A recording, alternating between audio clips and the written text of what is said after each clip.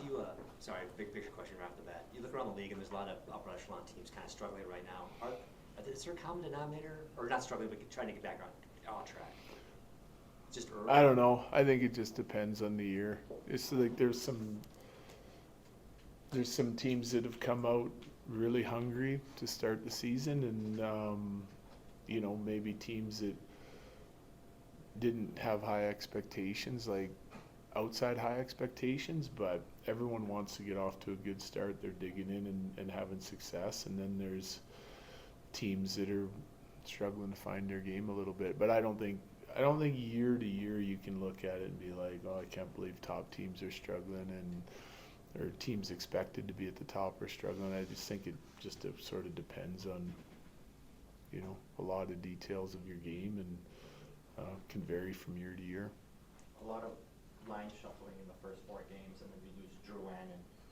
But it seemed like last game, when you guys started to take over, was Colton with McKinnon and Rantanen, and Casey was playing, I think it was with Kovalenko and O'Connor. Do you kind of finally feel like you have something you can roll with here? Yeah, that's what we're going to start with tonight for sure, and hopefully keep it. I like both those lines. I mentioned the other game or the other night. The Middlestead line did a really nice job, like in the latter part of the game as they got together, and Colton and McKinnon and Rantanen played really hard and were highly effective. So that'll be our top 6 tonight. In talking about some of those line shuffles, where have you seen the players take initiative to build chemistry with one another? I mean, I think that's an ongoing process all the time. So, like when we put new lines together, I tend to try and leave our lines as much as possible the same. I put them together, we put them together for a reason, because that's where we see a fit. We know our players pretty well. There are some guys we're still figuring out, like what their strengths are, how they can help us, how to deploy them for sure. Especially with some of the young guys, we're trying to push them and then see if they can grow into their roles. I like leaving lines together because the communication, room, bench, ice, starts to improve. They start to get a feel for where guys are going to be on the ice. I talk to those lines together about, what some of the strengths are of certain players, how they like to play. So they kind of learn each other's tendencies from what I see in the video. And then it just makes it easier for them to have success together. And they carry that on when they get new line mates and stuff. We've had some young guys with some veteran guys to try and help them and talk to them and teach them while the game's going on.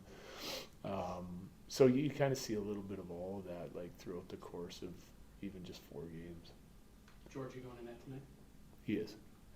Jared, who are the louder veteran voices in your room to help stabilize things? Well, we got lots of good leaders in there. They all kind of lead in their own way. I think, like Mac's a vocal guy in our room, but we've got a lot of guys contributing with their voice. Like depending on the group, like OC's a good strong leader for our penalty kill. I think Kelly, even though he's a quiet guy, is taking on a leadership role when it comes to that. Manson's a veteran guy that we hear from a lot on the defensive end of it. Kale and Taser have their input that they share quite a bit. It's kind of spread out, like depending on power play has its leaders, and they like to talk and converse about things. Penalty kill does, and then like I mentioned, just even lines holding court. It's kind of why I wanted some of the veteran guys with the young guys to be able to help them along here a little bit. Jared, Greg Cronin has talked a lot about dealing with younger players, and there's nothing that replicates reps. Yeah. But not getting too down on them, because it's a fine line between building that experience and losing confidence. How Right. fine a line is that as a coach? It's a fine line, I think, depending on your team and the way your team's playing. Like, I think you want to, like, there's an element of patience with it, right? For sure. Like, setting realistic expectations and understanding the age of a player, the experience of a player, the talent level of a player. You want them to play instinctual hockey. You want them to make plays and be somewhat free out there instead of being just a robot, because that's where you're going to see their best. You understand that there's going to be mistakes made along the way with that, so it's just all on how you communicate with them and approach it. And we've already talked to some of our guys that are new about when to make plays and when to try plays, and when things break down, then maybe it's just punted into the zone or punted out of the zone and live to fight another day. Like it's, you want them to trust their skill, but you also want them to make high percentage plays with the puck, and if it's within their talent level, then to do that. And we talk a lot about time and score of the game when it comes to things like that, at last minute of a period, who's got the momentum, and just get them to start thinking about that and understand it.